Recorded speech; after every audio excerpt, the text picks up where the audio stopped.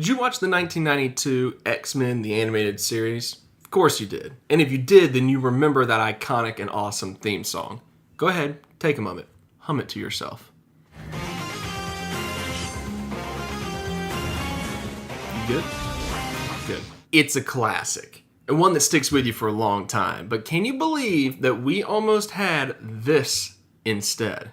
No place to hide, no place to run, no place to run. The mutant age has now begun. X-Men, X-Men, it's the day, X-Men, X-Men, coming your way. Magneto's hordes are on the way to pillage, burn, and plunder. But there's one team that will not yield, the team that strikes like thunder. X-Men, X-Men, this is the day, this is the day, X-Men. In 1989, Marvel Productions and Des Petits Freelong Enterprises, I just made up that pronunciation, it's probably very wrong, were looking for the next show in their series, in which I will affectionately refer to as the Marvel Animated Universe. Now this was of course the series of shows from the 70s and 80s that involved the Incredible Hulk, Spider-Man and his amazing friends, Spider-Woman, and of course the version of the Fantastic Four that replaced the Human Torch with a robot named Herbie because of copyright issues.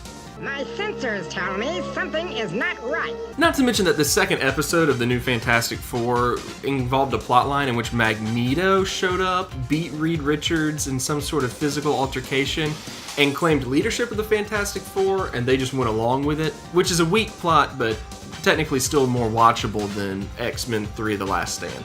The X-Men had shown up in several episodes of Spider-Man and his amazing friends, but did not have a show of their own yet. So in 1989, they decided that would be the group, because of the popularity involved, that they would make a pilot of a new animated show for.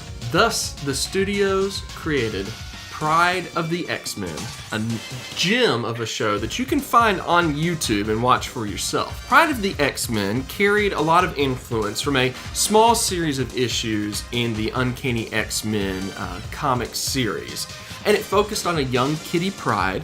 As she joins the X-Men, she's recruited as she's trying to discover more about her powers. But the plot really revolves around Magneto and his, quote, Brotherhood of Mutant Terrorists, as he openly refers to them as they attempt to redirect a passing comet to crash into Earth. The impact would cause debris to block out the sun and create a new ice age, therefore weakening humans, but somehow allowing mutants to take over the Earth. Because, of course, when you signed the contract to get your mutant powers, you were given a free Ice Age survival pack as a bonus. While the plot was scattered and did feature a scene in which Professor Xavier obviously moved his legs at one point. Actually, you know what? Before we continue the video, let's just rewatch that clip a few times. I mean, look at it. They honestly animated that in, and no one caught it, no one thought to change that.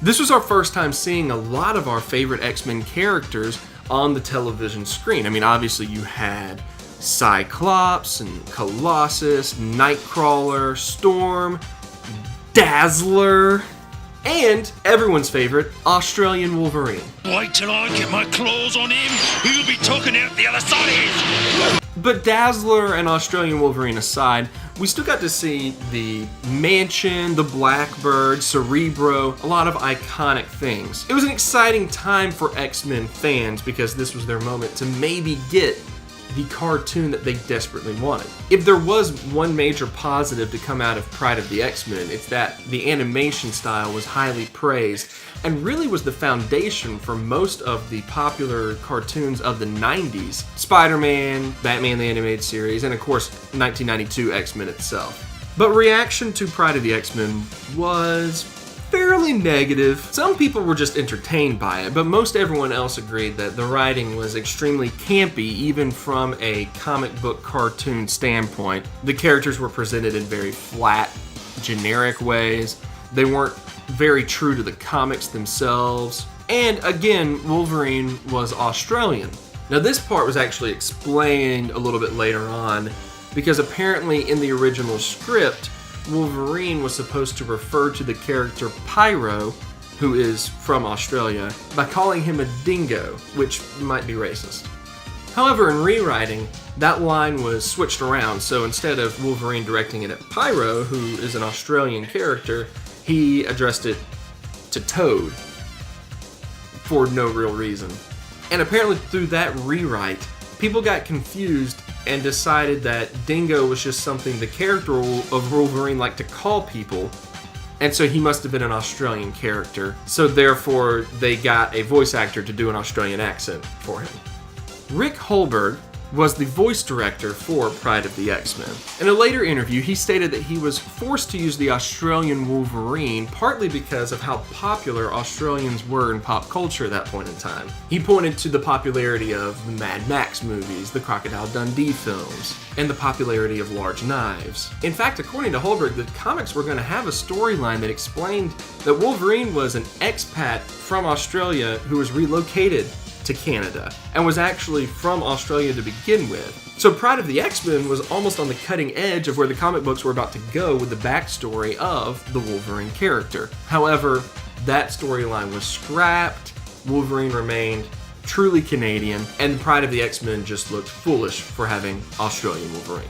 As you can imagine, not long after the pilot was delivered and broadcasted, Marvel Entertainment Group went almost bankrupt.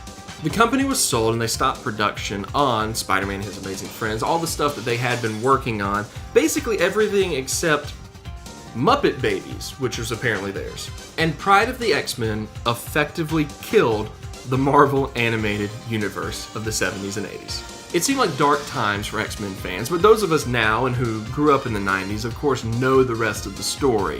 In 1991, Margaret Loesch became the head of the Fox Children's Network. Margaret had previously worked as the producer that spearheaded Pryde of the X-Men. So, upon her appointment as the head of the Fox Children's Network, one of her first moves was to greenlight 13 episodes of an X-Men animated series to debut in 1992. It was a hit and ran for 5 glorious years. But one great thing did come directly from Pryde of the X-Men.